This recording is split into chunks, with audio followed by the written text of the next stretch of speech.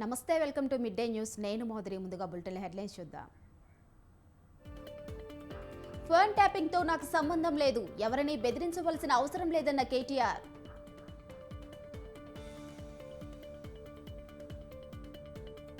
దోషులను రేవంత్ సర్కార్ కాపాడుతుంది, ఫోన్ ట్యాపింగ్ పై దర్యాప్తు చేయాలన్న లక్ష్మణ్.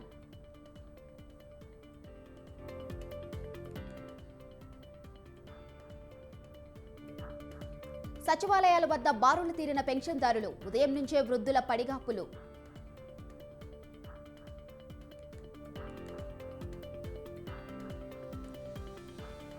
నేడు తెనాలిలో పర్యటించనున్న పవన్ కళ్యాణ్, రోడ్ షో, బహిరంగ సభల్లో పాల్గొననున్న జనసేనాని.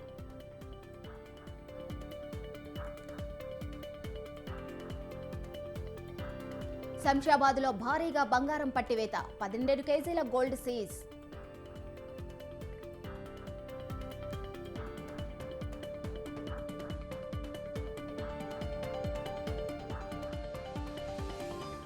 ఈడీ అరెస్ట్ను హైకోర్టులో సవాల్ చేసిన కేజ్రీవాల్, ఢిల్లీ సీఎం పిటిషన్పై ఇవాళ విచారణ.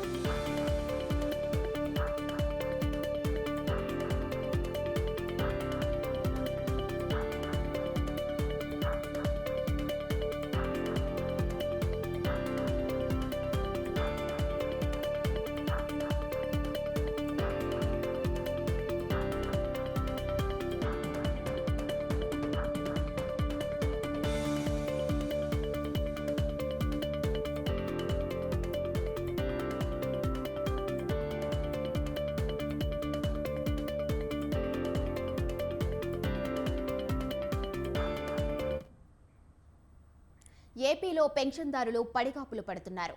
ఏపీలో ఇవాల్టి నుంచి పెన్షన్ల పంపిణీ కార్యక్రమం ప్రారంభం కావడంతో సచివాలయాల వద్దకు పెన్షన్దారులు చేరుకుంటున్నారు. సచివాలయాల వద్ద ఉదయం నుంచే పెన్షన్ లబ్ధిదారులు బారులు తీరారు. ఉదయం 9 నుంచే పెన్షన్ లబ్ధిదారులు పడిగాపులు కాస్తున్నారు. గతంలో మాదిరిగా వాలంటీర్లు పెన్షన్లు పంపిణీ చేస్తే తమకు ఈ కష్టాలు ఉండవని అంటున్నారు.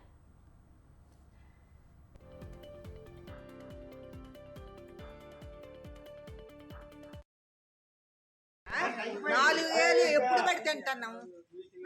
50 రూపాయలు నాకు ముసిరోడుకు ఉండేది, నాకు 100 రూపాయలు 500 ఉండేది. 50 రూపాయలు ముసిరోడుకు ఉండేది. 5 ఏళ్ళు నోటికి వెళ్ళినప్పుడే కుటుంబం బాగుంది, ఇటు ఇంక రాలేదు, అటు ఇంక రాలేదు, తెల్లసరి తలుపు గుద్దిచ్చాడు. ఇప్పుడు మా కళ్ళు లేని వాళ్ళకి, కాళ్ళు లేని వాళ్ళకి కష్టం, రాలేకపోతున్నాం. 4 ఏళ్ళు ఎప్పుడు పెట్టి తింటున్నాము. 50 రూపాయలు నాకు ముసిరోడుకు ఉండేది, నాకు 100 రూపాయలు 500 ఉండేది. 50 రూపాయలు ముసిరోడుకు ఉండేది. 5 ఏళ్ళు నోటికి వెళ్ళినప్పుడే కుటుంబం బాగుంది, ఇటు ఇంక రాలేదు, అటు ఇంక రాలేదు, తెల్లసరి తలుపు గుద్దిచ్చాడు. ఇప్పుడు మా కళ్ళు లేని ముసలోళ్ళు ముడగోళ్ళు రాలేరు, సరే కాక మేము పని మానేసి ఇక్కడ ఉండాలి. అదే వాలంటీర్ అయితే మా ఇంటికి 6 గంటకు వచ్చి డోర్ కొట్టి డబ్బులు ఇచ్చేది. ఇప్పుడు ఎంత బాధపడతామో తెలియదు, ఏడు చేస్తాము. ఇక్కడికి రావాలంటే ఏ పనైనా మానేసి రావాలి ఇక్కడికి. ముసలోళ్ళు ముడగోళ్ళు రాలేరు, సరే కాక మేము పని మానేసి ఇక్కడ ఉండాలి. అదే వాలంటీర్ అయితే మా ఇంటికి 6 గంటకు వచ్చి డోర్ కొట్టి డబ్బులు ఇచ్చేది. ఇప్పుడు ఎంత బాధపడతామో తెలియదు, ఏడు చేస్తాము. ఇక్కడికి రావాలంటే ఏ పనైనా మానేసి రావాలి ఇక్కడికి. ముసలోళ్ళు ముడగోళ్ళు రాలేరు, సరే కాక మేము పని మానేసి ఇక్కడ ఉండాలి. అదే వాలంటీర్ అయితే మా ఇంటికి 6 గంటకు వచ్చి డోర్ కొట్టి డబ్బులు ఇచ్చేది. ఇప్పుడు ఎంత బాధపడతామో తెలియదు, ఏడు చేస్తాము. ఇక్కడికి రావాలంటే ఏ పనైనా మానేసి రావాలి ఇక్కడికి. ముసలోళ్ళు ముడగోళ్ళు రాలేరు, సరే కాక మేము పని మానేసి ఇక్కడ ఉండాలి. అదే వాలంటీర్ అయితే మా ఇంటికి 6 గంటకు వచ్చి డోర్. ఏపీలో పెన్షన్దారులు పడిగాపులు పడుతున్నారు. ఏపీలో ఇవాల్టి నుంచి పెన్షన్ల పంపిణీ కార్యక్రమం ప్రారంభం కావడంతో సచివాలయాల వద్దకు పెన్షన్దారులు చేరుకుంటున్నారు. సచివాలయాల వద్ద ఉదయం నుంచే పెన్షన్ లబ్ధిదారులు బారులు తీరారు. ఉదయం 9 నుంచే పెన్షన్ లబ్ధిదారులు పడిగాపులు కాస్తున్నారు. గతంలో మాదిరిగా వాలంటీర్లు పెన్షన్ల పంపిణీ చేస్తే తమకు ఈ కష్టాలు ఉండవని అంటున్నారు. అయితే ఇదే అంశంపై మరింత సమాచారం మా రిపోర్టర్ సంతోష్ లైవ్లో అందిస్తారు. చెప్పండి సంతోష్, మొత్తానికైతే ఏపీలో పెన్షన్ తీసుకునే వాళ్ళు సచివాలయం దగ్గర బయట వెయిట్ చేయాల్సిన పరిస్థితి అయితే నెలకొంది. దీనిపై పూర్తి అప్డేట్స్ ఏంటి సంతోష్? ఎన్నికల వచ్చిన నేపథ్యంలో ఇటు ప్రస్తుతం వాలంటీర్లకు అయితే గనక సంక్షేమ పథకాలు కూడా సంక్షేమ పథకాలు అందించకూడదు అంటూ కూడా ఏదైతే ఎన్నికల సిఇసి నుంచి వచ్చినటువంటి ఆదేశాల ప్రకారం అయితే గనక వాలంటీర్లు 1వ తారీఖున అందించాల్సినటువంటి పెన్షన్లు అయితే గనక దూరంగా ఉండడం కూడా జరిగింది. ఇక ఏదైతే వృద్ధులు, వికలాంగులు పెన్షన్స్ కోసం ఎదురు చూస్తున్న వారైతే గనక అనేక విధాలకు కూడా ఇబ్బందులకు గురవుతున్న పరిస్థితులు కూడా ఎదురయ్యాయి. అయితే ఈ నేపథ్యంలోనే ఇటు ప్రభుత్వం ప్రతిష్టాత్మకంగా చూసుకున్నట్లయితే గనక గ్రామ వార్డు సచివాలయ సిబ్బంది ద్వారా కూడా పెన్షన్ల పంపిణీ ఈ రోజు నుంచి కూడా చేస్తామంటూ కూడా ప్రకటించడంతో ఇటు వృద్ధులు, వికలాంగులు ఎండలు సైతం కూడా లెక్క చేయకుండా ఇటు పడిగాపులు కాస్తున్న పరిస్థితులు కూడా కనబడతా ఉన్నాయి. మరోవైపు ఎండ తీవ్రత పెరుగుతున్న నేపథ్యంలో ఇటు వృద్ధులైతే గనక అనేక విధాలుగా కూడా ఇబ్బందులకు గురవుతున్నామంటూ కూడా ఇటు చెప్తా ఉన్నారు. ఇక ఒక పక్క హైకోర్టులో సైతం కూడా ఈ పెన్షన్లకు సంబంధించినటువంటి అంశం అనేది కూడా ఇటు ఈ రోజు వాడివేడిగా కూడా చర్చలు జరగనున్నట్టు కూడా తెలుస్తా ఉంది. ఎందుకంటే గతం నుంచి కూడా ప్రభుత్వం అధికారంలో వచ్చిన దగ్గర నుంచి కూడా ఇటు వాలంటీర్ల ద్వారా కావచ్చు, అదేవిధంగా ఇటు 1వ తారీఖు ఉదయమే ఇటు వృద్ధుల ఇంటి వద్దకు వెళ్ళి వారికి వృద్ధులకి అయితే కనుక పెన్షన్లు ఇస్తున్న పరిస్థితులు ఉన్నాయి. ఇప్పుడు ప్రస్తుతం అయితే కనుక ఆపివేయడం వల్ల వారు అనేక విధాలకు కూడా ఇబ్బంది పడుతున్నారు అంటూ కూడా ఏదైతే ప్రభుత్వం తరపు న్యాయవాది వాదిస్తా ఉన్నట్లు కూడా తెలుస్తా ఉంది. ఇక చూసుకున్నట్లయితే కనుక ఈ రోజు నుంచి ఇస్తున్నటువంటి పెన్షన్లకైతే కనుక ఉదయం నుంచి కూడా బారులు తీరిన పరిస్థితులు కూడా కనబడతా ఉన్నాయి. ఒక పక్క ఎండ తీవ్రత, ఉష్ణోగ్రతలు పెరుగుతున్న నేపథ్యంలో వాటిని సైతం కూడా లెక్క చేయకుండా, ఎందుకంటే వారి ఆధారం అనేది కూడా ఈ పెన్షన్ మీద ఆధారపడుతున్నాము. ఇప్పుడు ఈ పెన్షన్ అనేది కూడా తీసుకోకపోతే మాత్రం ఈ నెలంతా కూడా గడవడం కూడా కష్టంగా ఉంటుంది అంటూ కూడా ఏదైతే మెడికల్ గా ఎమర్జెన్సీ సంబంధించినటువంటి అంశాలు కావచ్చు, వీటన్నిటికి కావచ్చు, మేము ఈ రోజు ఇచ్చేటువంటి పెన్షన్ తోనే మేము ఆ మెడిసిన్స్ అనేవి కూడా కొనుక్కుంటాము అంటూ కూడా వృద్ధులు చెప్తా ఉన్నారు. ఇక చూసుకున్నట్లయితే కనుక 6వ తారీఖు లోపే పెన్షన్స్ అనేది కూడా తీసుకోవాలి. వచ్చినటువంటి నిర్ణయం ప్రకారం కూడా ఇంకా 6వ తారీఖు దాటితే మాత్రం ఇంకా ఈ పెన్షన్లు ఎవరు అన్న నేపథ్యంలోనే ఇటు పెద్ద ఎత్తున అయితే గనక ఈ గ్రామ వార్డు సచివాలయాలకు అయితే గనక పరుగులు తీస్తున్న పరిస్థితులు కూడా కనబడతా ఉన్నాయి. అయితే మరోవైపు చూసుకున్నట్లయితే గనక ప్రతిపక్షాలపై అయితే గనక మండిపడుతున్న పరిస్థితులు కూడా కనబడతా ఉన్నాయి. ఏదైతే ఈ పెన్షన్స్ ఆపివేయాలి అంటూ ఇచ్చినటువంటి తీర్పు ప్రకారం అయితే గనక మమ్మల్ని ఇట్లా ఇబ్బందికి గురి చేస్తున్నారు. గతంలో అయితే గనక మాకు ఎటువంటి ఇబ్బంది లేకుండానే మా ఇంటికే వచ్చి పెన్షన్స్ ఇచ్చేవారు అంటూ కూడా వారి యొక్క ఆవేదనను వ్యక్తం చేస్తున్న పరిస్థితులు కనబడతా ఉన్నాయి. ఇక అధికార పార్టీ మాత్రం ఇది పూర్తి స్థాయిలో అయితే గనక ప్రతిపక్షాలు పెన్షన్స్ ఇవ్వకుండా అడ్డుపడుతున్నాయి అంటూ కూడా ఇటు అధికార పార్టీ నేతలు అయితే గనక విమర్శలు గురి చేస్తున్న పరిస్థితులు కూడా కనబడతా ఉన్నాయి. ఏదేమైనప్పటికీ ఇప్పుడు ఏపీలో అయితే గనక పెన్షన్ల వార్ అనేది కూడా పెద్ద ఎత్తున జరుగుతూ ఉందని చెప్పుకోవాలి. అయితే ఇప్పుడు ప్రస్తుతం చూసుకున్నట్లయితే కనుక ఈ నెలతో పాటు వచ్చే నెల కూడా అనేక విధాలుగా కూడా ఇబ్బందికి గురవుతాము అంటూ కూడా వారి యొక్క ఆవేదన అయితే కనుక వృద్ధులు చెప్తున్న పరిస్థితులు కనబడుతూ ఉన్నాయి. అయితే ఏదో ఒక విధానం అయితే కనుక సిబ్బంది ద్వారా అయితే కనుక ఇంటికే వచ్చి ఇవ్వాలంటూ కూడా వారు కోరుకుంటా ఉన్నారు. అయితే మరి ఇప్పుడు ఈ రోజు ఉన్నటువంటి హైకోర్టులో ఉన్నటువంటి అంశం కాబట్టి ఇప్పుడు హైకోర్టు ఏ విధంగా స్పందిస్తుందా అన్న దానిపై అయితే కనుక ఉత్కంఠ కొనసాగుతుందని చెప్పుకోవాలి. Madhuri. Right, thank you Santosh.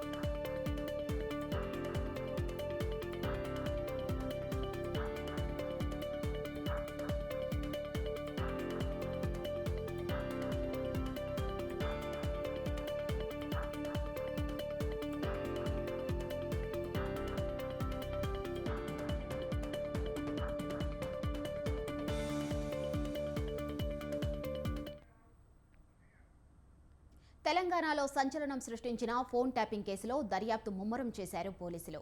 తెరపైకి కొత్తగా వచ్చిన ఎస్ఐబిలో ఓఎస్డీగా పనిచేసిన వేణుగోపాల్ను పోలీసులు విచారిస్తున్నారు. బంజారాహిల్స్ పోలీస్ స్టేషన్లో వేణుగోపాలరావును విచారిస్తున్నారు.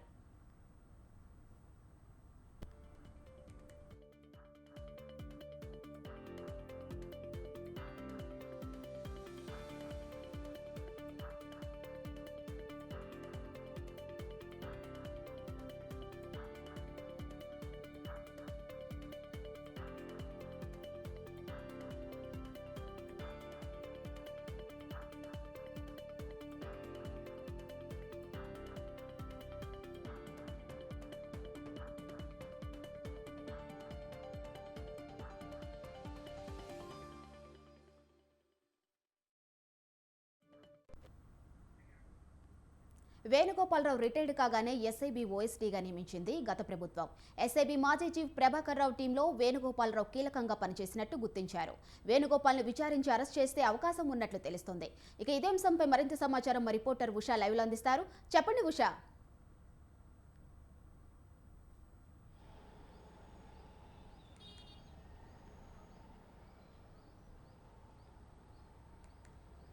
మాధురి, ఫోన్ ట్యాపింగ్ వ్యవహారంలో రోజుకో కీలక పరిణామం చోటు చేసుకుంది. ఈ వ్యవహారానికి సంబంధించి ఇప్పటికే ముగ్గురు ఎవరైతే ప్రణీత్ రావుని, అలాగే తిరుపతన్న, భుజంగరావు, ఈ ముగ్గురిని కూడా కస్టడీలోకి తీసుకొని సుదీర్ఘంగా విచారించగా వీరిచ్చినటువంటి సమాచారం మేరకు వేణుగోపాలరావుది కూడా ఇందులో కీలక పాత్ర అని గుర్తించారు పోలీసులు. వేణుగోపాలరావుకి కూడా 41 CRPC కింద నోటీసులు ఇచ్చి విచారణకి హాజరవ్వాల్సిందిగా తెలిపారు. ఈ రోజు ఉదయం నుంచి కూడా వేణుగోపాలరావుని బంజారాహిల్స్ పోలీస్ స్టేషన్, మనం ఉన్నది ఇప్పుడు బంజారాహిల్స్ పోలీస్ స్టేషన్ దగ్గరే, ఇక్కడ విచారిస్తున్నారు. మొత్తం మీద ఈ సర్వర్ రూమ్లను ఏర్పాటు చేసి మొత్తం కూడా మానిటర్ చేసిన వ్యక్తులలో ఈ ముగ్గురు, ఏదైతే భుజంగరావు, తిరుపతన్న, అలాగే ప్రణీత్ రావు, ఈ ముగ్గురుతో పాటు వేణుగోపాలరావు కూడా ఇందులో కీలక పాత్ర పోషించారన్న కోణంలోనే రిమాండ్ రిపోర్ట్లో కూడా ఓఎస్డీ రాధాకిషన్ రావు కూడా పేర్కొనడం జరిగింది. ఈ కేసు మొత్తానికి సంబంధించి మొత్తం సర్వర్ రూమ్లను ఏర్పాటు చేసుకొని నగదు, ఏదైతే ఎలక్షన్ మూమెంట్లో నగదు ఎక్కడి నుంచి ఎక్కడికి తరలించారు, అలాగే ఈ నగదుకు సంబంధించి పక్కా సమాచారంతో వెంటనే అక్కడ వారిని, ఏదైతే నగదు తరలించేటటువంటి రాజకీయ ప్రముఖుల వెహికల్స్ని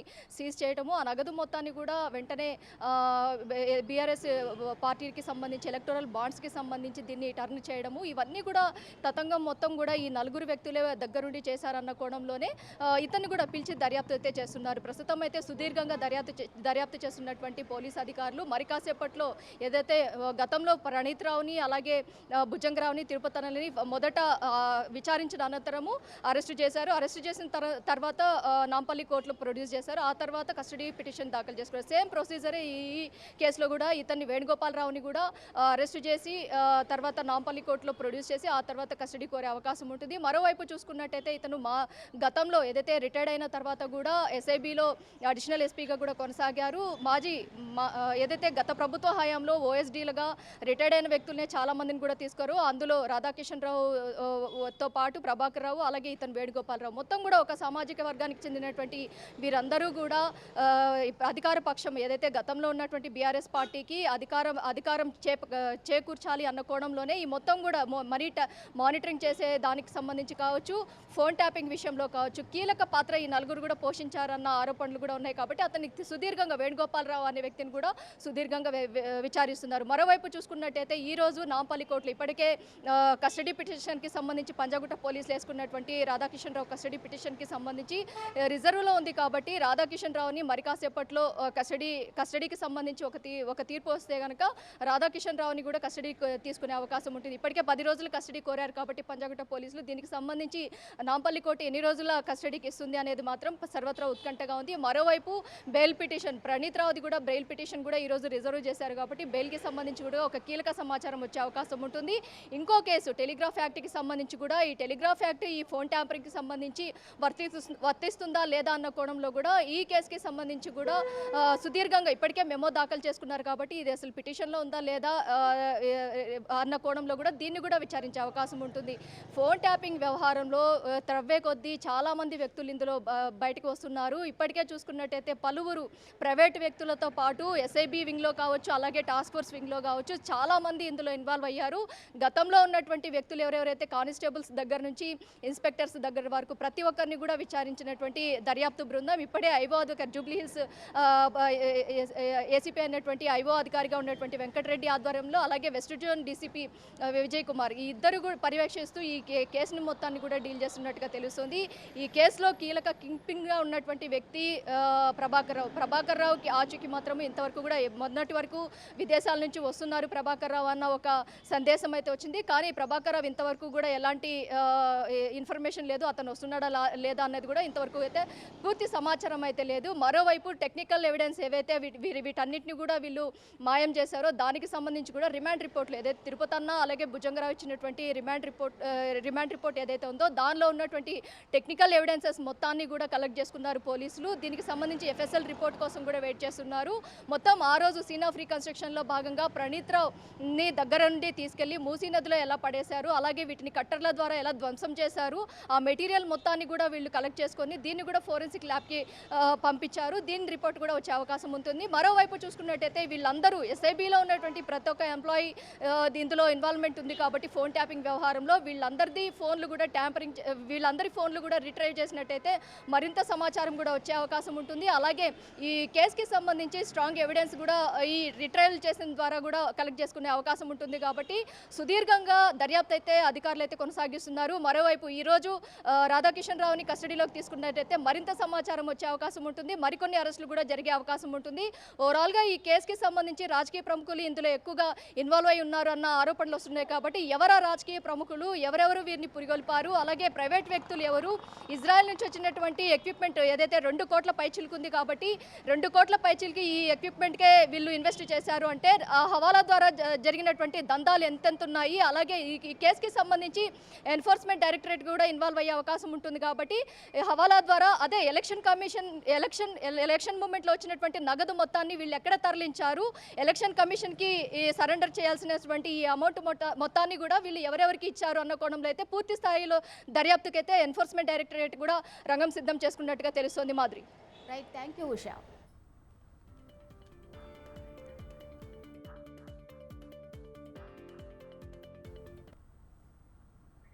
ఫోన్ ట్యాపింగ్ సూత్రధారులపై పూర్తిస్థాయి దర్యాప్తు జరగాలని బీజేపీ రాజ్యసభ సభ్యుడు లక్ష్మణ్ డిమాండ్ చేశారు. గతంలో ప్రతిపక్ష నేతల ఫోన్లను ట్యాప్ చేశారని చెప్పారు. దుబ్బాక, మనుగోడు, హుజూరాబాద్ ఉప ఎన్నికల్లో ఫోన్ ట్యాపింగ్ జరిగిందని ఆరోపణలు ఉన్నాయని లక్ష్మణ్ గుర్తు చేశారు.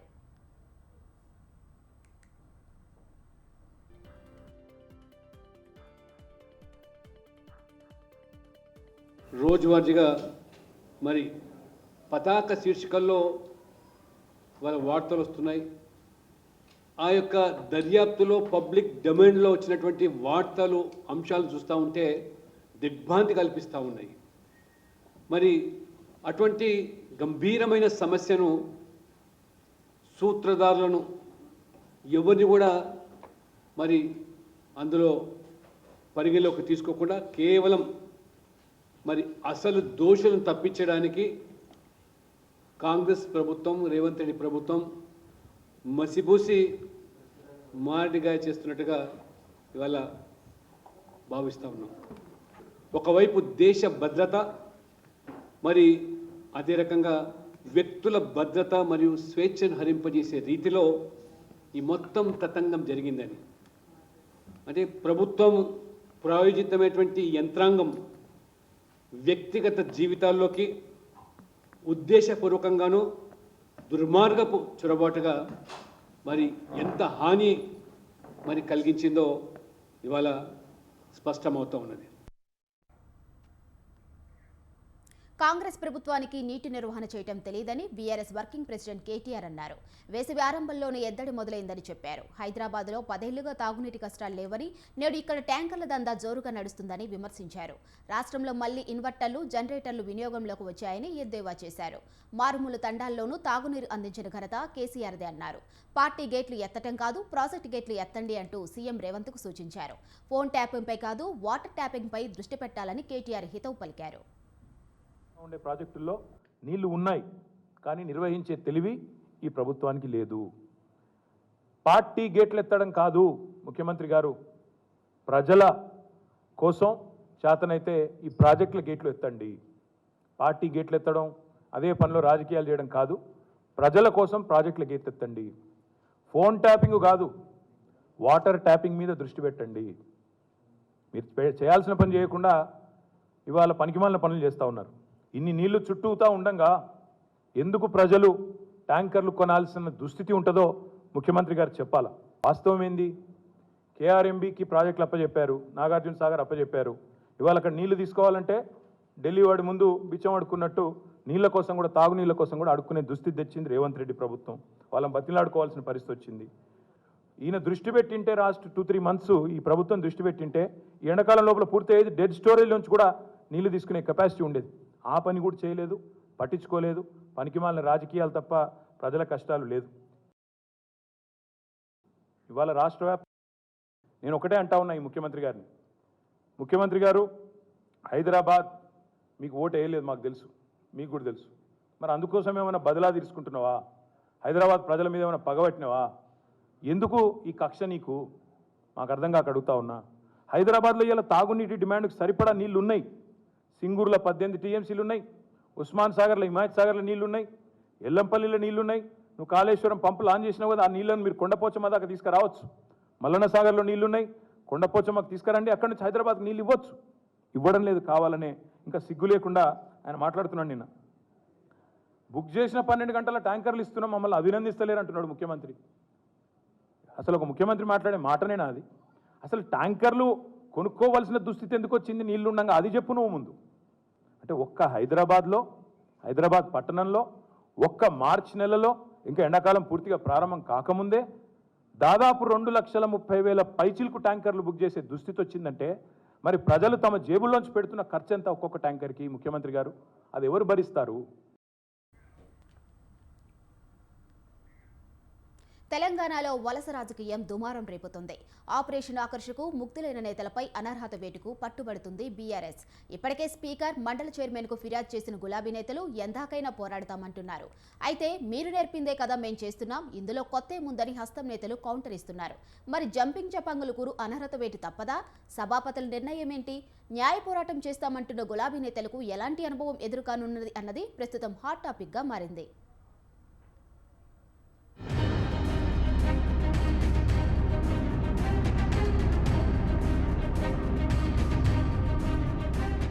తెలంగాణలో Congress versus BRS political episode కాకరేపుతోంది. అసెంబ్లీ ఎన్నికలకు ముందు నుండి నువ్వా నేనా అన్నట్లుగా సాగుతున్న పోరు రోజు రోజుకు మరింత ముదురుతుందే తప్ప ఎవరికెవరూ తగ్గడం లేదు. ఇక అధికారం కోల్పోవడంతో బీఆర్ఎస్ తో ఇప్పట్లో పనేముందనుకున్న నేతలంతా ఒక్కొక్కరిగా పార్టీని విడి వలస వెళ్లడంపై గులాబీ దళం మండిపడుతోంది. 10 ఏళ్ల పాటు పదవులు అనుభవించి కష్టకాలంలో పార్టీని వీడతారా అంటూ అగ్గి మీద గుగ్గినలా ఫైర్ అవుతుంది. అంతటితో ఆగకుండా మా పార్టీలో గెలిచి పక్క పార్టీకి ఎలా జంప్ అవుతారు, వారిపై చర్యలు తీసుకోండి, అనర్హత వేటు వేయండి అని పట్టుబడుతుంది. ఈ క్రమంలోనే అసెంబ్లీ స్పీకర్, మండలి చైర్మన్లకు ఫిర్యాదు కూడా చేసింది. సభాపతులు స్పందించకపోతే న్యాయ పోరాటానికి సిద్ధం, కోర్టులోనే తేల్చుకుంటామని హెచ్చరిస్తోంది.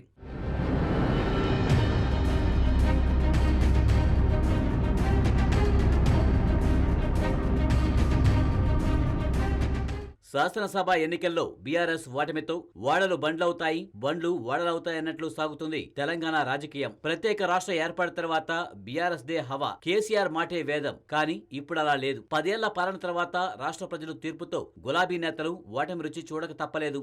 దీంతో బీఆర్ఎస్ శిబిరంలో ఉన్న నేతలు అసలు రంగు బయటపడుతుంది. గులాబీ కండువాతో ఏంటి పని, అధికారం కావాలి అన్నట్టుగా కాంగ్రెస్, బీజేపీ వైపు క్యూ కట్టారు.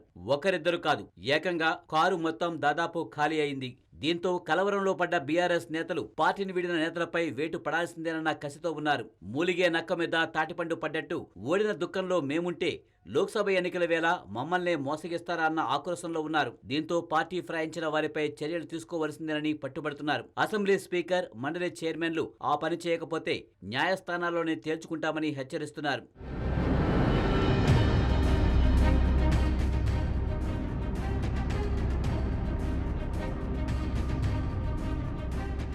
ఇటీవల అసెంబ్లీ ఎన్నికల్లో బీఆర్ఎస్ నుంచి ఖైరతాబాద్ ఎమ్మెల్యేగా గెలిచిన దానం నాగేందర్ కాంగ్రెస్ కండువా కప్పుకున్నారు. ప్రస్తుతం హస్తం తరపున సికింద్రాబాద్ లోక్సభ స్థానం నుంచి బరిలో నిలిచారు. దీంతో పార్టీ మారిన వెంటనే దానంపై చర్యలు తీసుకోవాలంటూ స్పీకర్ గడ్డం ప్రసాద్ ను కలిసి అనర్హత వేటుకు డిమాండ్ చేశారు. ఆ తర్వాత బీఆర్ఎస్ నుంచి ఎమ్మెల్సీలుగా గెలిచి పార్టీ మారిన కూచుకుల దామోదర్ రెడ్డి, పట్నం మహేందర్ రెడ్డిలపై కూడా చర్యలు తీసుకోవాలని ఫిర్యాదు చేశారు. మండలి నుండి డిస్క్వాలిఫై చేయాలని కోరుతూ చైర్మన్ గుత్తా సుఖేందర్ రెడ్డిని కలిసి పిటిషన్ ఇచ్చారు.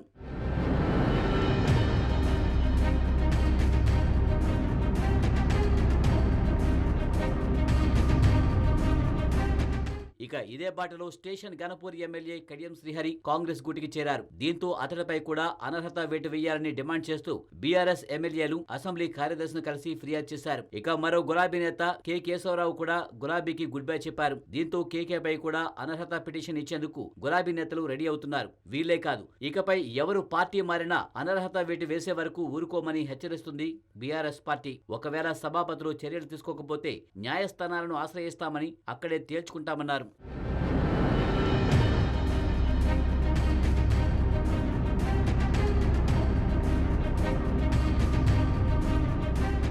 పార్టీ ఫిరాయింపులపై మండిపడుతున్న బీఆర్ఎస్ పై కాంగ్రెస్ తీవ్ర స్థాయిలో ఫైర్ అవుతుంది.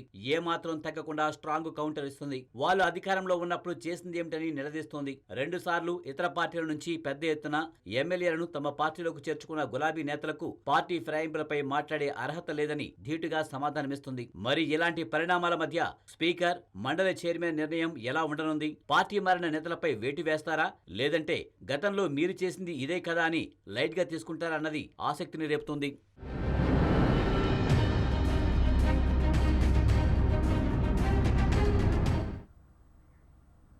సార్వత్రిక ఎన్నికలకు దేశం సిద్ధమైపోయింది. నరేంద్ర మోదీ ఆధ్వర్యంలోని ఎన్డీఏ కూటమి, ఇండియా కూటమి అగ్ని పరీక్షగా భావిస్తున్న లోక్సభ ఎన్నికలు 7 విడతల్లో జరుగుతాయి. ఇప్పటికే ఆయా నియోజకవర్గాల్లో ప్రచారం హోరెందుకుంది. లోక్సభ ఎన్నికల్లో తొలిదశ పోలింగ్ ఏప్రిల్ 19న జరుగుతుంది. తొలిదశలో దాదాపు 21 రాష్ట్రాలు, కేంద్రపాలిత ప్రాంతాల్లోని 102 నియోజకవర్గాలకు ఎన్నికలు జరుగుతాయి. మార్చి 27నే నామినేషన్ల పర్వం మొదలైంది. మండుటెండల్లో తొలిదశకు సిద్ధమవుతున్న స్థానాలపై ఓ లుక్కేద్దాం.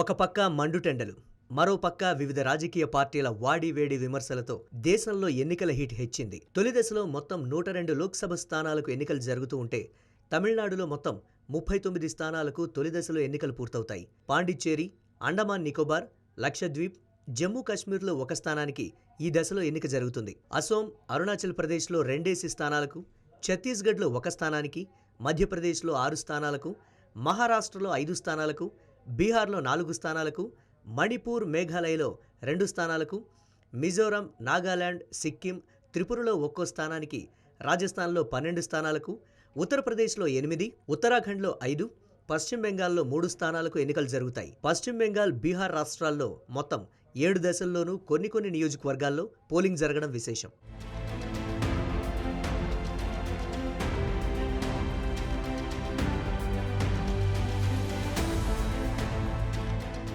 దక్షిణాది రాష్ట్రాల్లోని కీలకమైన తమిళనాడులో తొలి దశలోనే ఏప్రిల్ 19న మొత్తం 39 స్థానాలకు ఎన్నికలు జరుగుతున్నాయి. పూర్తిగా అన్ని ఎంపీ స్థానాలకు ఈ దశలో ఎన్నికలు జరుగుతున్న ఏకైక రాష్ట్రం తమిళనాడు. తమిళనాడులో 6 దశాబ్దాలుగా ద్రవిడియన్ పార్టీలదే రాజ్యం. అక్కడ డిఎంకే, ఏఐఏడీఎంకే ప్రధాన పార్టీలుగా ఉంటూ వచ్చాయి. కాంగ్రెస్, డిఎంకే కూటమితో పొత్తు కారణంగా కొంత మెరుగైన ఫలితాలు సాధిస్తున్నా మిగతా జాతీయ పార్టీల పరిస్థితి నామకే వాస్తే అన్నట్లే ఉంది. ఈసారి లోక్సభ ఎన్నికల్లో తమిళనాడులో 3 కూటములు పోటీ పడుతున్నాయి. 3 ఏళ్ల క్రితం డిఎంకే ముఖ్యమంత్రిగా ఎంకే స్టాలిన్ రాష్ట్ర పగ్గాలు చేపట్టారు. ప్రస్తుత లోక్సభ ఎన్నికల్లో అధికార డిఎంకే 21 సీట్లలో పోటీ చేస్తోంది. పొత్తులో భాగంగా కాంగ్రెస్కు 9 సీట్లు, మిగతా చిన్న రాజకీయ పార్టీలకు 1 సీటు కేటాయించారు.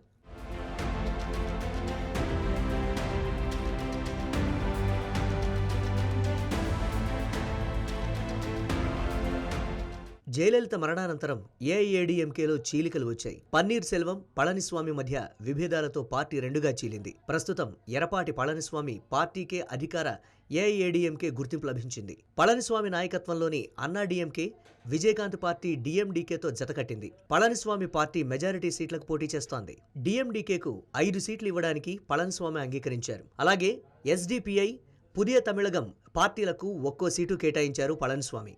ఎన్డీఏ తరపున బీజేపీ 19 స్థానాలకు పోటీ చేస్తుండగా అన్బుమణి పట్టాళి మక్కళ్ మున్నేట్ర కజగం 10 స్థానాల్లో పోటీ చేస్తోంది.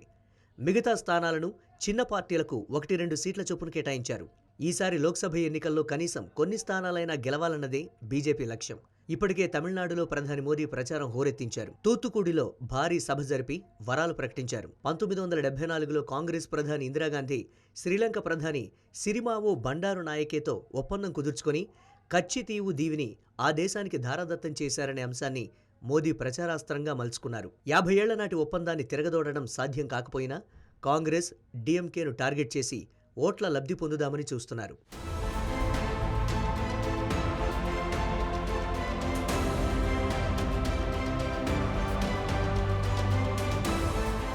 తొలి దశలో రాజస్థాన్లో 12 స్థానాల్లో ఎన్నికలు జరుగుతాయి. గంగానగర్, బికనీర్, చారు, జుంఝును, శిఖర్, జైపూర్, జైపూర్ రూరల్, అల్వార్, భరత్పూర్, కరౌలీ, ధోల్పూర్, దౌసా, నాగౌర్ స్థానాల్లో తొలి దశలో పోలింగ్ ఏప్రిల్ 19న జరుగుతుంది. అధికార బీజేపీ రాజస్థాన్లో ఈసారి మెజారిటీ సీట్లు గెలుచుకుంటామనే ధీమాతో సాగుతోంది. ఉత్తరప్రదేశ్ అనగానే గుర్తుకు వచ్చేది బీజేపీ సీఎం యోగి ఆదిత్యనాథ్. ప్రధాని నరేంద్ర మోదీ, యోగి ఆదిత్యనాథ్ ఆధ్వర్యంలో బీజేపీ యూపీలోని మొత్తం 80 స్థానాలను గెలుచుకోవాలని లక్ష్యంగా సాగుతోంది. అయోధ్యలో రామజన్మభూమి మందిర నిర్మాణం, బాలరాముడి ప్రతిష్టతో పెరిగిన సెంటిమెంటును ఓట్లుగా మలుచుకోవాలనే లక్ష్యంతో సాగుతోంది. తొలి దశలో ఏప్రిల్ 19న 8 స్థానాల్లో ఎన్నికలు జరుగుతున్నాయి. బీజేపీ ఆధ్వర్యంలో ఎన్డీఏ కూటమికి, సమాజ్వాదీ కాంగ్రెస్ ఆధ్వర్యంలోని ఇండియా కూటమికి డైరెక్ట్ ఫైట్ ఈ లోక్సభ ఎన్నికలు. సమాజ్వాదీ పార్టీ అత్యధికంగా 61 స్థానాల్లో పోటీ చేస్తోంది. బహుజన్ సమాజ్ పార్టీకి చెందిన మాయావతి అటు ఎన్డీఏతో కానీ ఇటు ఇండియా కూటమితో కానీ కలవకుండా ఒంటరిగా పోటీ చేస్తోంది.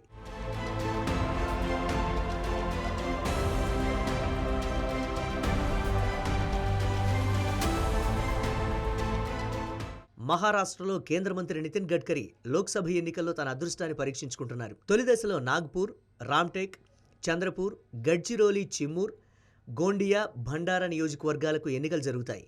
ఈ నియోజకవర్గాలన్నీ విదర్భ రీజియన్లో ఉండటం విశేషం. బీహార్లో 4 స్థానాల్లో తొలి దశలో ఎన్నికలు జరుగుతాయి. ఎన్డీఏలో జేడీయూ చేరడంతో బీహార్లో ప్రస్తుతం బీజేపీ, జేడీయూ కలిసి పోటీ చేస్తూ ఉండగా ఆర్జేడీ, కాంగ్రెస్ మహాగఠబంధన్ పేరుతో పోటీ చేస్తున్నాయి. రాష్ట్రంలో 7 దశల్లోనూ ఎన్నికలు జరగనున్నాయి.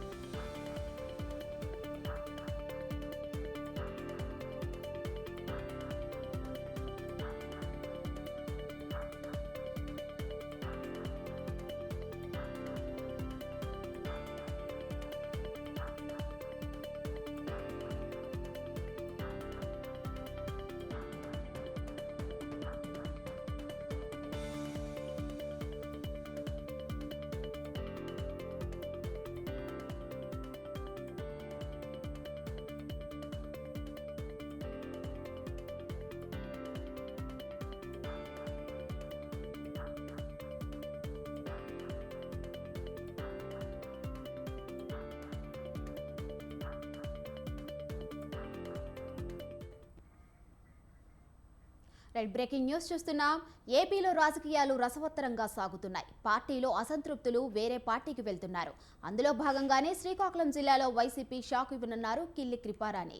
మళ్లీ సొంత గూటికి వెళ్లనున్నారు. కాంగ్రెస్ పార్టీ నుండి టెక్కల అసెంబ్లీ సెగ్మెంట్ బరిలో దిగనున్న కృపారాణి వైసీపీకి తన రాజీనామా చేసే యోచనలో ఉన్నట్లు తెలుస్తుంది.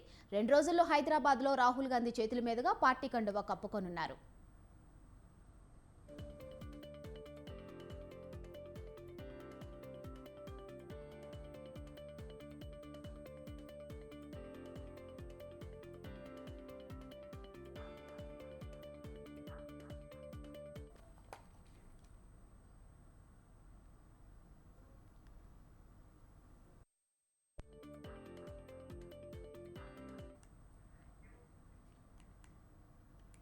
ఏపీలో రాజకీయాలు రసవత్తరంగా సాగుతున్నాయి. పార్టీలో అసంతృప్తులు వేరే పార్టీకి వెళ్తున్నారు. అందులో భాగంగానే శ్రీకాకుళం జిల్లాలో వైసీపీ షాక్ ఇవ్వనున్నారు కిల్లి కృపారాణి.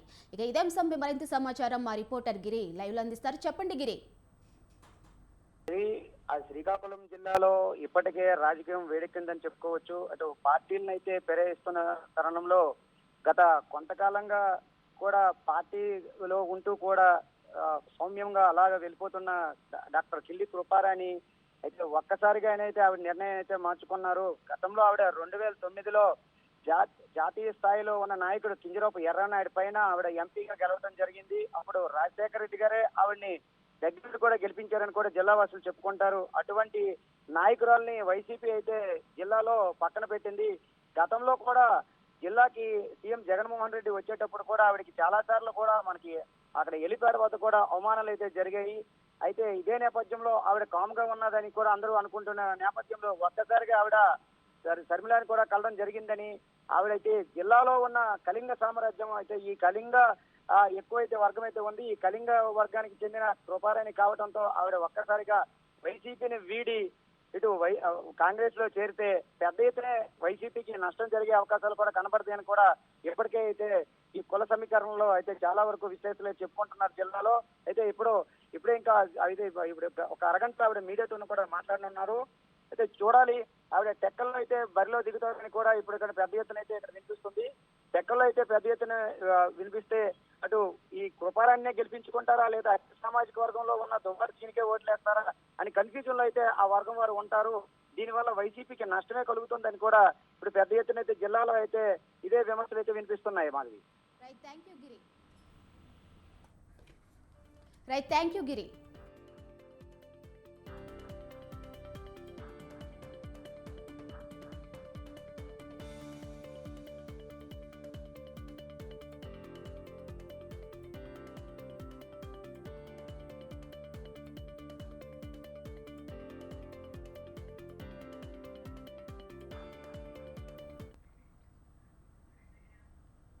మేమంతా సిద్ధం సభకు ఏపీ సీఎం జగన్ రేపు ఉమ్మడి నెల్లూరు జిల్లా నాయుడుపేటకు విచ్చేయనున్నారు.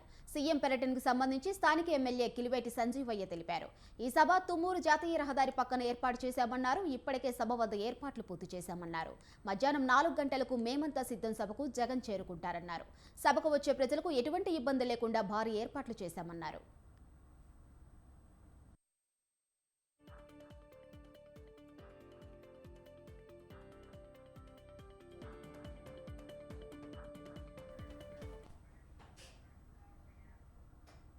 ఇందూరు ఇలాఖాలో పార్లమెంట్ ఎన్నికల వేడి సెగలు కక్కుతుంది.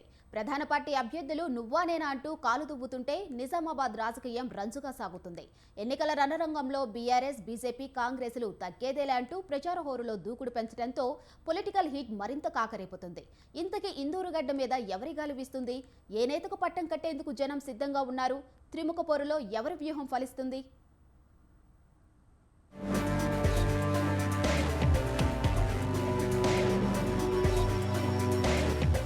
నిజామాబాద్ జిల్లాలో లోక్సభ ఎన్నికలు కాకపుట్టిస్తున్నాయి.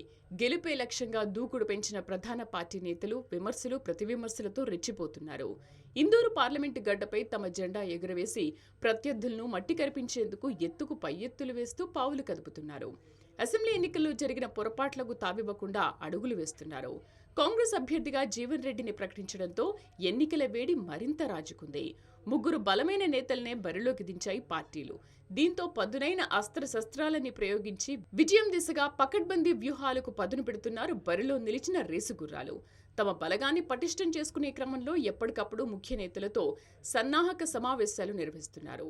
ఇక తమ కార్యకర్తల్లో ఉత్తేజం, ఉత్సాహాన్ని నింపే ప్రయత్నంలో 3 పార్టీలు కీలకంగా వ్యవహరిస్తున్నాయి. కుల సంఘాలు, వ్యాపారవేత్తలు, మేధావులు, ముఖ్య వ్యక్తులను కలుస్తూ అంతర్గత ప్రచారాన్ని జోరుగా సాగిస్తున్నారు.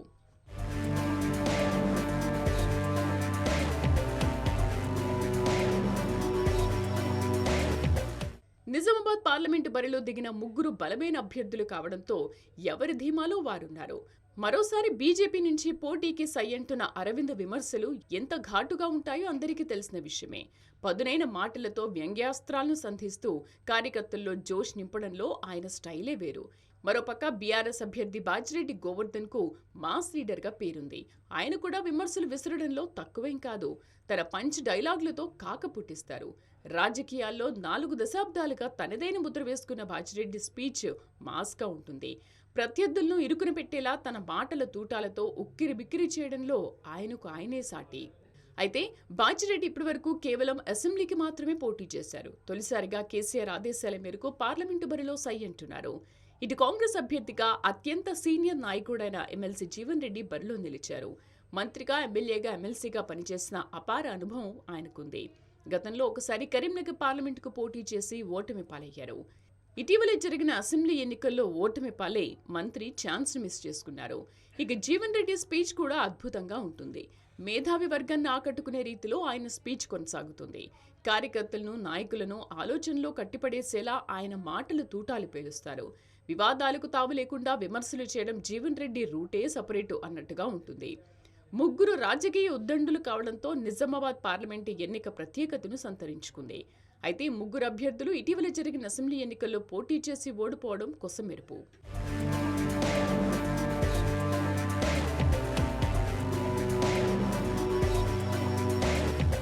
పార్లమెంట్ ఎన్నికల సందడి మొదలు కావడంతోనే వలసల జోరు పెరిగింది. అసెంబ్లీ ఎన్నికల ఫలితాల తర్వాత బీఆర్ఎస్ నుంచి హస్తంగూటికి నేతలు క్యూ కట్టారు. మరికొందరు బీజేపీ శిబిరానికి చేరిపోయారు. దీంతో ఎన్నికల వేళ గులాబీ పార్టీకి వలసలు ఇబ్బందిగా మారాయి. బీఆర్ఎస్ ను పూర్తిగా బలహీనపరచాలని భావిస్తున్న కాంగ్రెస్, బీజేపీ ఆకర్షి మంత్ర ప్రయోగించింది. దీంతో నిజామాబాద్ పార్లమెంటు పరిధిలోని 7 అసెంబ్లీ నియోజకవర్గాల్లో నుంచి వలసల సందడి జోరందుకుంది. అదే పనిగా నిత్యం పార్టీలు మారడం వారి పనైపోయింది. ఇలాంటి పరిణామాల మధ్య బీఆర్ఎస్ మాత్రం తమకేం నష్టం లేదంటోంది. కార్యకర్తలపై భరోసాతో ఉంది. అందుకే కార్యకర్తలు చేజారకుండా ఉండేందుకు బీఆర్ఎస్ గట్టి ప్రయత్నాలు చేస్తోంది.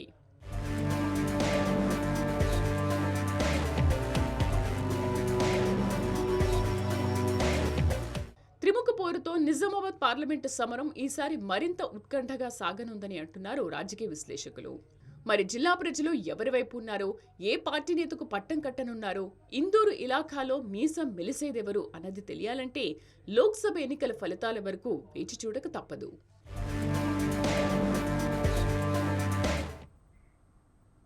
ప్రకాశం జిల్లా పరుచూరులో ఎన్నికల సామాగ్రిని నిక్షిప్తం చేసే స్ట్రాంగ్ రూములను ఉన్నతాధికారులు పరిశీలించారు. స్థానిక బీఏఆర్ జూనియర్ కళాశాలలో ఉన్న స్ట్రాంగ్ రూములను సిబ్బందితో కలిసి తనిఖీ చేశారు. బాపట్ల పార్లమెంట్, పరుచూరు అసెంబ్లీ నియోజకవర్గాలకు సంబంధించిన సామాగ్రిని ఇక్కడ నిక్షిప్తం చేస్తారని ఆర్టీఓ తెలిపారు.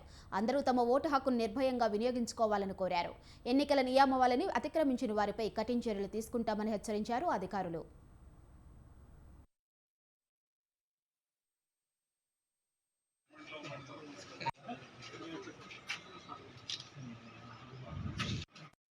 అంత సరంజామా కూడా ఇక్కడ మనం రెడీగా పెట్టుకొని ఈ కాలేజ్ కాంపౌండ్లో బీఆర్ అండ్ టీఏ కాలేజ్లో మనం డిస్ట్రిబ్యూషన్ సెంటర్ పెట్టుకున్నాం.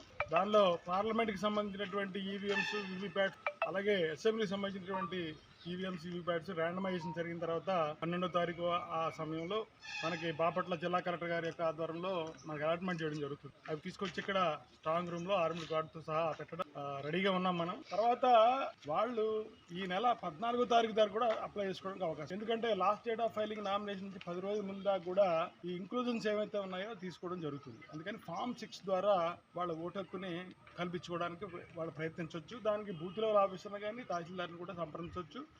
ఆన్లైన్ ద్వారా కూడా ఓటర్స్ హెల్ప్ లైన్ యాప్ ద్వారా కూడా వాళ్ళు నమోదు చేస్తారు. పరుచూరు కాన్స్టిట్యున్సీలో ఉన్న ఓటర్లందరూ కూడా చాలా ఉత్సాహమైన, చైతన్యవంతమైన ఓటర్లు కాబట్టి అందరూ కూడా పోలింగ్ కేంద్రాలకు వచ్చి తమ ఓటు హక్కును వినియోగించుకోవాలని కూడా ఎలక్షన్ సంబంధించినటువంటి అంత నేను బాపట్ల అలాగే పరుచూరు అసెంబ్లీ కాన్స్టిట్యున్సీకి ఇన్ఛార్జిగా ఉన్నాను. ఈ 2 కాన్స్టిట్యున్సీకి సంబంధించి ప్రజలు స్వేచ్ఛగా తమ ఓటు హక్కును వినియోగించుకోవడానికి కావాల్సిన ఏర్పాట్లు అన్నీ చేయడం జరిగింది. అలాగే ఎన్నికలు ప్రశాంతంగా జరగడానికి కావాల్సిన బందోబస్తు ఏర్పాట్లు కూడా చేయండి. ఇక్కడ ఎన్నికలకు సంబంధించి కొన్ని సమస్యాత్మక గ్రామాలను మేము గుర్తించాము. ఆ గ్రామాలలో పోలీస్ గస్తీ, అలాగే పారామిలిటరీ ఫోర్సెస్ అంటే బీఎస్ఎఫ్ ప్రతిరోజు గస్తీ తిరుగుతుంది. అలాగే ఈ సమస్యాత్మక గ్రామాలు ఏవైతే ఉన్నాయో అవన్నీ కూడా మా constables, sub inspectors, circle inspectors అలాగే మేము కూడా వాటిని విజిట్ చేసాము. అలాగే అందులో చాలా గ్రామాల్లో అక్కడ ఉన్న పబ్లిక్తో కూడా మేము మీటింగ్లు పెట్టి వాళ్ళతో కూడా ఇంటరాక్ట్ అవ్వడం.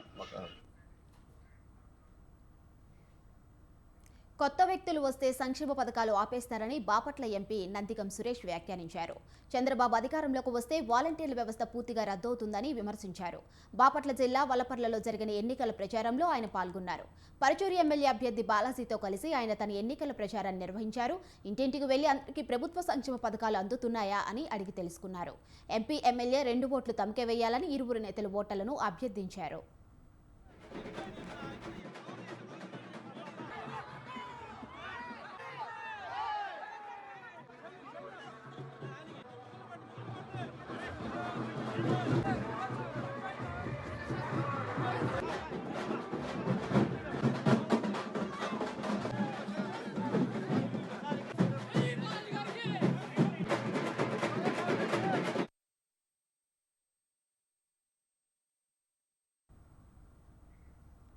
ఆస్తి పన్ను వసూళ్లతో కాసుల వర్షంపై కన్నేసింది జీహెచ్ఎంసీ. ఖాళీగా ఉన్న ఖజానా ఫుల్ అయ్యేందుకు మరోసారి గ్రేటర్ వాసులకు ఆఫర్ను ప్రకటించింది. ఇంతకీ ఏంటా స్కీమ్? ఆఫర్తో ఎన్ని కోట్లు రాబట్టనుంది? బల్దియా అధికారుల టార్గెట్ ఎంత?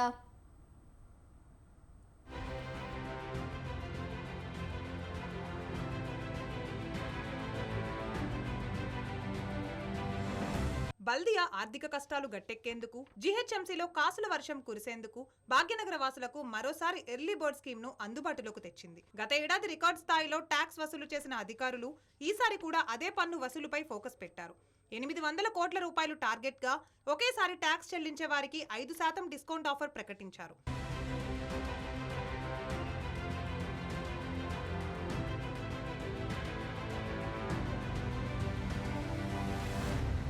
జీహెచ్ఎంసీకి ఉన్న ప్రధాన ఆదాయ వనరు ఆస్తి పన్ను. గ్రేటర్ పరిధిలో మొత్తం 18 లక్షల వరకు ఇన్కమ్ ట్యాక్స్ చెల్లింపుదారులు ఉన్నారు. వారి నుండి సుమారు 2,000 కోట్ల రూపాయల వరకు డిమాండ్ ఉంటుంది. అయితే గత ఆర్థిక సంవత్సరం 1,595 కోట్ల ఆస్తి పన్ను వసూలు చేశారు జీహెచ్ఎంసీ. ఇక గత సంవత్సరాలకు చెందిన బకాయిల్లో మరో 320 కోట్ల రూపాయలు ట్యాక్స్ కూడా గత ఆర్థిక సంవత్సరం వసూలైంది. మొత్తంగా 13 లక్షలకు పైగా చెల్లింపుదారుల నుంచి రికార్డ్ స్థాయిలో గత ఆర్థిక సంవత్సరానికి 1915 కోట్ల రూపాయలను వసూలు చేసింది.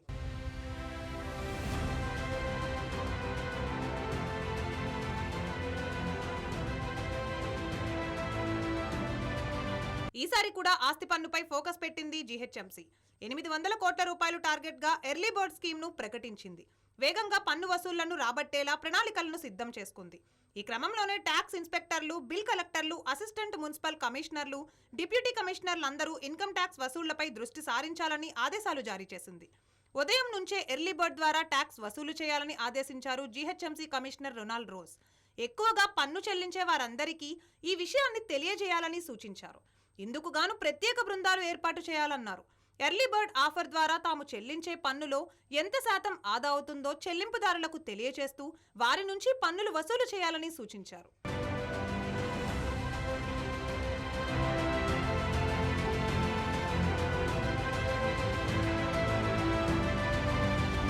ఇక గత ఏడాది మొత్తం ఎర్లీ బర్డ్ స్కీమ్లో 785.83 కోట్ల రూపాయలు వసూలు కాగా ఈసారి దానికి తోడు మరో 50 కోట్లు అదనంగా వసూలు చేయాలని డిసైడ్ అయ్యారు. అందుకోసం ప్రత్యేక చర్యలు తీసుకుంటున్నారు. ప్రతి సర్కిల్కు బిల్ కలెక్టర్ వారీగా టార్గెట్ పెట్టి మరీ ట్యాక్స్ వసూలు చేస్తున్నారు. ఒకవైపు ఎన్నికల పనులు పూర్తి చేస్తూనే మరోవైపు ట్యాక్స్ వసూళ్లపై శ్రద్ధ పెట్టాలని నిర్ణయించారు. ఇక ఈ స్కీమ్ ఏప్రిల్ 30 వరకు కొనసాగనుండగా ఎర్లీ బర్డ్ ప్రారంభించిన తొలి రోజే 8 కోట్ల రూపాయల పన్ను రూపంలో బల్దియా ఖజానాకు చేరింది. ప్రస్తుతం ఆర్థిక ఇబ్బందులతో జీహెచ్ఎంసీ ఖజానా ఖాళీగా ఉండడంతో పన్ను వసూళ్లు కొంత ఊతమిచ్చే అవకాశం ఉంది. ఈ నిధులతో ఎలాంటి ఇబ్బందులు లేకుండా ఓ 2-3 నెలలు నెట్టుకు రావచ్చంటున్నారు బల్దియా అధికారులు.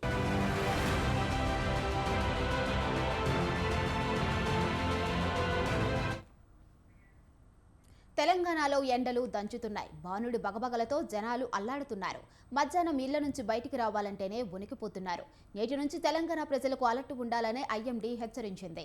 తెలంగాణ రాష్ట్రంలో ఉష్ణోగ్రతలు క్రమంగా పెరుగుతున్నాయి. తెలంగాణ రాష్ట్ర వ్యాప్తంగా సగటున 40 డిగ్రీలపైనే ఉష్ణోగ్రతలు నమోదవుతున్నాయి. ఏప్రిల్ మొదటి వారం నుంచి మరింత ఉష్ణోగ్రతలు పెరుగుతాయని ఐఎండీ పేర్కొంది. ఇక తెలంగాణలోని 15 జిల్లాలకు ఆరెంజ్ అలర్ట్ జారీ చేసింది ఐఎండీ.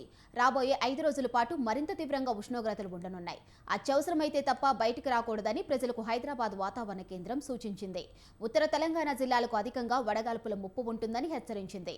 ఆదిలాబాద్, ఆసిఫాబాద్, మంచిర్యాల, నిర్మల్, నిజామాబాద్, జగిత్యాల, రాజన్న సిరిసిల్ల, కరీంనగర్, పెద్దపల్లి, జయశంకర్ భూపాలపల్లి, ములుగు, మహబూబ్ నగర్, నారాయణపేట, వనపర్తి, జోగులాంబ, గద్వాల, నాగర్ కర్నూలు జిల్లాలకు ఆరెంజ్ అలర్ట్ జారీ చేశారు.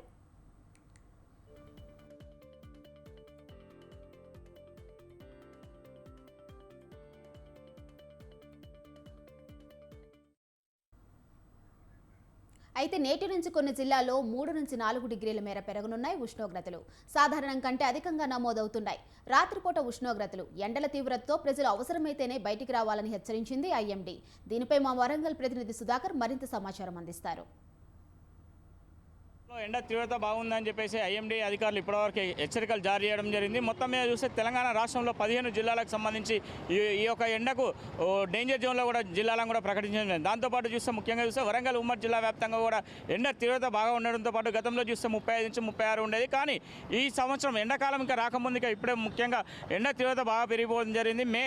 ఏప్రిల్ మొదటి వారమే ఇప్పుడు ఇవాళ ఏప్రిల్ 1 ఉన్నది. ఇయటి నుంచే కూడా ఎండలు తీవ్రంగా ఉండడంతో పాటు సుమారు ప్రజలు కూడా బయటికి వెళ్ళిన పరిస్థితి. ఎందుకంటే ఇప్పటివరకు 39 నుంచి 40 డిగ్రీల ఎండ ఉండడంతో పాటు ఈ యొక్క ప్రజలు కూడా బయటికి రాలేకపోయారు. తెలంగాణ రాష్ట్ర వ్యాప్తంగా చూస్తే 15 జిల్లాలు ఆరెంజ్ జోన్గా ప్రకటించడం జరిగింది. ఐఎండీ వాళ్ళు ఈరోజు ఉదయం నుంచి ఉక్కపోత వాతావరణం మొదలైంది. దీంతో పాటు రాబోయే 5 రోజుల్లో పాటు మరింత తీవ్రతంగా ఉష్ణోగ్రతలు ఉంటాయని చెప్పి దీంతో రాబోయే 5 రోజుల పాటు బయటికి కూడా ఎవరు వెళ్ళకూడదు, అత్యవసర పనులు ఉంటేనే బయటికి వెళ్ళాలి అని చెప్పడం జరుగుతుంది. ఇదే క్రమంలో చూస్తే మొత్తం మీద ఈ యొక్క ఎండలు తీవ్రత బాగా ఉండడంతో పాటు ప్రజలు కూడా చాలా ఇబ్బందులు ఎదుర్కొంటారు. ప్రజలు కూడా రోడ్ల మీద వెళ్ళేవారు కూడా మొత్తం ఎక్కడెక్కడ కూడా వారి యొక్క కావాల్సిన అంటే వసతులు చూసుకొని వారు బయటికి వెళ్ళాల్సిన పరిస్థితి. ఎందుకంటే ప్రతి ఒక్కరు టోపీ కానీ లేకపోతే వారికి సంబంధించిన స్కర్ట్స్ కానీ ఇట్లాంటివన్నీ ధరించి బయటికి వెళ్ళాలి. ఎప్పటికప్పుడు వాళ్ళు శీతల పానీయాలు కానీ లేకపోతే వాటర్ కానీ ఎక్కువ శాతం తీసుకోవాలని చెప్పడం జరుగుతుంది. దీని ప్రకారంగా చూస్తే మొత్తం వరంగల్ అంటే రాష్ట్ర వ్యాప్తంగా చూసిన ఈ యొక్క 15 హై అలర్ట్ ఉన్న జిల్లాలు ఆదిలాబాద్, ఆసిఫాబాద్, మంచిర్యాల, నిర్మల్, నిజామాబాద్, జగిత్యాల, రాజన్న సిరిసిల్ల, ఖమ్మం, కరీంనగర్, పెద్దపల్లి, భూపాలపల్లి జిల్లా, ములుగు, మహబూబ్ నగర్, నారాయణపేట, వనపర్తి, జోగులాంబ, గద్వాల్, నాగర్ కర్నూలు జిల్లాలతో పాటు హై అలర్ట్ ప్రకటించడం జరిగింది. మొత్తం మీద చూస్తే ఈ యొక్క మరి రానున్న 3-4 రోజులలో కూడా 3 నుంచి 5 డిగ్రీల వరకు ఎండ ఉష్ణోగ్రత వాతావరణం కూడా పెరిగే అవకాశం ఉందని చెప్పడం జరుగుతుంది. వరంగల్ నగర ప్రజలు ఇప్పటివరకు కూడా వారు చూస్తే వారికి ముఖ్యమైన అత్యవసర పనులు ఉంటే బయటికి వెళ్ళాలని చెప్పేసి ఇటు కలెక్టర్ కానీ నిన్న మంత్రి సీతక్క కూడా చెప్పడం జరిగింది. దీంతోపాటు ఇక్కడ ఉన్న డిఎంఎన్హెచ్ వారు కూడా ప్రతి ఒక్కరికి కూడా ఎలాంటి ఇబ్బందులు లేకుండా ప్రజలు కూడా డిహైడ్రేషన్ గురి కాకుండా ఉండాలని చెప్పేసి వారు సరైన ప్రికాషన్స్ కూడా ఇవ్వడం జరుగుతుంది. దీంతోపాటు వరంగల్ జిల్లా వ్యాప్తంగా చూస్తే మధ్యాహ్నం అయిందంటే మొత్తం ఎక్కడ వారు కూడా అక్కడ ఇళ్లకు వెళ్ళవలసిన పరిస్థితి ఉంది. ముఖ్యంగా చూస్తే ఎవరైనా కూడా ఉదయం నుంచి 11 గంటల వరకే వారి యొక్క పనులు ముగించుకోవాలి. మళ్ళీ సాయంత్రం ఎండ తీవ్రత తగ్గిన తర్వాతనే రోడ్లపైకి రావాలని చెప్పడం జరుగుతుంది. ప్రభుత్వ యంత్రాంగం కూడా వారికి కావాల్సిన సరైన ఏర్పాట్లు కూడా చేస్తామని చెప్పడం జరుగుతుంది. కెమెరా పర్సన్ రాహుల్తో సుధాకర్, స్వతంత్ర టీవీ. భద్రాద్రి కొత్తగూడెం జిల్లా కొత్తగూడెంలో ఓటర్ అవగాహనకై 5K రన్ నిర్వహించారు. జిల్లా యువజన క్రీడాశాఖ ఆధ్వర్యంలో కొత్తగూడెం పోస్టాఫీస్ సెంటర్ నుంచి లక్ష్మీదేవిపల్లి మార్కెట్ యార్డు వరకు రన్ చేపట్టారు. ఇందులో జిల్లా కలెక్టర్ డాక్టర్ ప్రియాంకాల, ఎస్పీ రోహిత్ రాజు, జిల్లాలోని వివిధ శాఖల అధికారులు, యువకులు, విద్యార్థులు భారీగా పాల్గొన్నారు. మే 13 జరగనున్న 2024 జనరల్ ఎన్నికల్లో అందరూ తమ ఓటు హక్కును వినియోగించుకోవాలని పిలుపునిచ్చారు. ప్రతి ఒక్కరూ ఓటర్లను చైతన్యపరిచి జిల్లాలో 100% ఓటు హక్కు వినియోగించుకునేలా చూడాలని విజ్ఞప్తి చేశారు.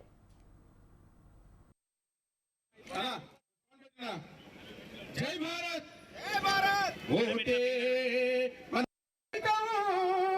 ఓటే ప్రజాస్వామ్యము. As a part of the general elections to Lok Sabha 24, మనం ఈరోజు స్వీప్ ప్రోగ్రామ్ లో భాగంగా ఈరోజు 5K రన్ అనేది ఆర్గనైజ్ చేయడం జరిగింది to create awareness for the voters for voting. So most of you I can see are the young voters who have enrolled for the first time. At least not first time. కొంతమంది ఇంకా vote ఉండకపోవచ్చు, but and few of you are enrolled for the first time. So you have to decide. మీరు decide చేసిన vote will be. Hyderabad Shamshabad ఎయిర్పోర్ట్లో gold పట్టువేత కలకలం సృష్టించింది. ప్రయాణికుల నుంచి 12 కిలోల బంగారం స్వాధీనం చేసుకున్నారు కస్టమ్స్ అధికారులు. అనంతరం వారిపై కేసులు నమోదు చేసి దర్యాప్తు ముమ్మరం చేశారు. శంషాబాద్ విమానాశ్రయంలో మార్చి నెలలోనే 27 కస్టమ్స్ కేసులు నమోదు చేశారు పోలీసులు.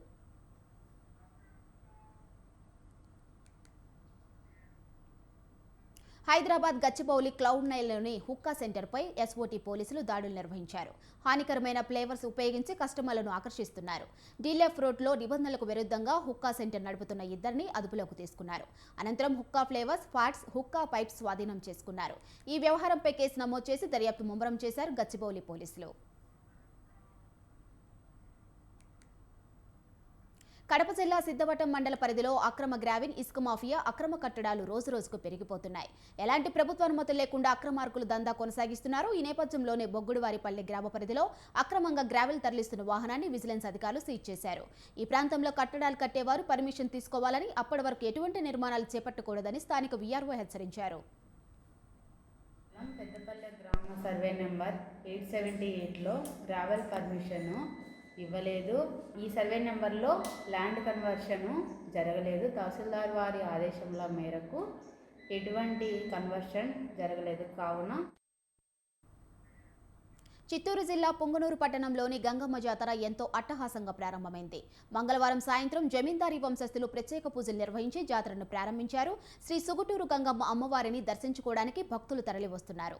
అమ్మవారికి ప్రత్యేక పూజలు నిర్వహించి మొక్కులు చెల్లించుకున్నారు. అమ్మవారిని రాత్రి పురవీధుల్లో ఊరేగించారు ఆలయ అధికారులు. ఏపీ నుంచి ఇతర రాష్ట్రాలు, కర్ణాటక, తమిళనాడు, తెలంగాణ నుండి భక్తులు పాల్గొని మొక్కులు తీర్చుకున్నారు.